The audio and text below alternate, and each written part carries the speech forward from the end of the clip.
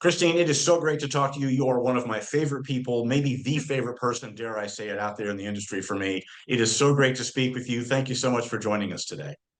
Thank you, Michael. I always love talking to you. You're so fun. All right. Well, we're not going to be fun. Let's start off with some tough stuff. There's a lot of things going on in this industry. Yeah. Overall good. I think a lot of two steps forward, one step back kind of thing. But we've had workforce issues. We've had a lot of challenges. Mhm. You've got a lot of experience from different perspectives, more than many people. What kind of things are you seeing in the industry, broadly speaking, that, for want of a better way to put it, are kind of keeping you up at night or concerning you? What's always concerned me was that oftentimes I talk of the industry as being in silos. And so silos don't work. We've seen it in a lot of ways where silos happen and then there's not this great communication between people. So what has been keeping me up has been that, but I'm seeing a huge shift right now. I mean, if I had to pick a word for the year, it would be collaboration. And that's certainly a passion of mine. But I really, really see that everyone wants to talk to each other and figure out how we can come together. So it's not sponsors versus CROs versus sites versus technology companies. It is really everyone looking at the greater good. So I am having a wonderful time already this year thinking and even seeing it. I've been to a couple conferences already in the past month and just really seeing what people want to bring together. If you could get, all the CROs in the world and all the sponsors in the world in the same room, what are some things you want the other one to know about the other? What kind of things do you think they maybe don't understand about each other's perspectives?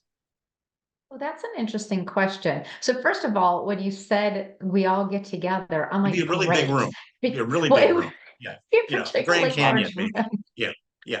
We might be on the National Mall for that one. Yeah. Yeah. But I would really love that because the opportunity for people to talk to each other is what makes it all work out, right? It is understanding another person's perspective. I think sometimes when we just look and we see something isn't working, we might want to throw money at it to fix the problem, or we might want to blame someone.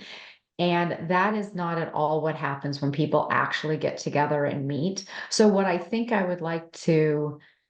would say to people is just, listen up. I'm positive that these people love what you're doing, but you're not hearing it. So just hear that everyone really is doing the best they can. That's what I say over and over and over again, is everyone in this industry tries so hard and has the best of intentions. And if we could just take a moment to remember that, I think it would make all of the conversations a lot easier. And you also mentioned, yeah, I'm loving the year of 2024 year of collaboration, but you mentioned being at a couple conferences in the last few months. I'd love to get your take on kind of the vibe you're hearing. You touched on it a little bit, but maybe a different feeling you're getting in industry than you might have felt a couple of years ago. Bit of a shift, you said. Talk about that. Yeah. And, I would love to hear what other people think as well, after they watch the video, because I have seen there would be conferences where only this one group went to them, only a different group went to this other one. And it wasn't very often that I really felt like a conference was able to get people together who could have real conversations. It might be like the leaders of a company would come and give a panel discussion, but not stay for the conference. Well, if you don't stay for the conference, you don't actually hear people talk about the material they're hearing, what they're learning. And I think it's in those in between conversations at a conference where the real feeling of what we need to accomplish, the real heartache, the pain points are there. And I am seeing a lot more of just people wanting to talk to each other and also the conferences having a better mix of attendees so that that can happen. Maybe it's a I don't know how they're post-COVID thing. managing it, by the way. Sorry. Right. Yeah. No, maybe it's a post-COVID thing. We're also cooped up. I mean, we're excited about getting out and That could be. chatting. Before I let you go, you're doing your own video series. You just had recently had David Burrow from the FDA on. Talk about some of the guests you've had, some of the things you've learned, and if people haven't checked out your video series, I encourage them to do that. We'll give them a link. But talk about the series Well, you've been thank doing. Some you. great stuff. Thank you. I've been really excited about this. So it started last year when I was the chair of ACRP, and one of my foci, I guess I have to go foci, sounds so fancy, was Wow. I know, was about workforce development because we can have a real shortage of that. Now, I think that has changed a little bit since I started the series. There have been quite a few changes in the industry, and I think there are a lot of people looking for a job. So now the workforce development portion might be a little bit different, but it did turn into quite a long series. And so I've talked to people on the site side, CRO side, IRBs, FDA, all about trying to get into the field.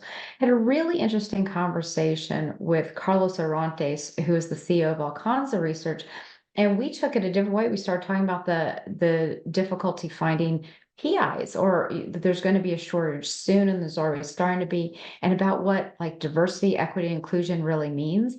And I mean that for staffing, I mean that for finding patients. So I've had some really fun ones. We're going to talk with a few other industry leaders as well about the workforce development.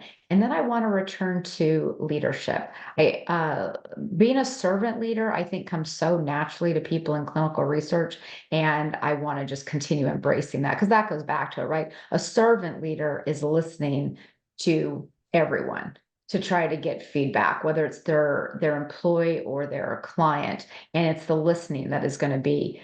It's going to go with my word of the year for collaboration. It's going to be. You're going to have to listen. Fantastic. Well, keep doing what you're doing. You're making this industry a better place. Thank you so much, Christine. Oh, thank you, Michael.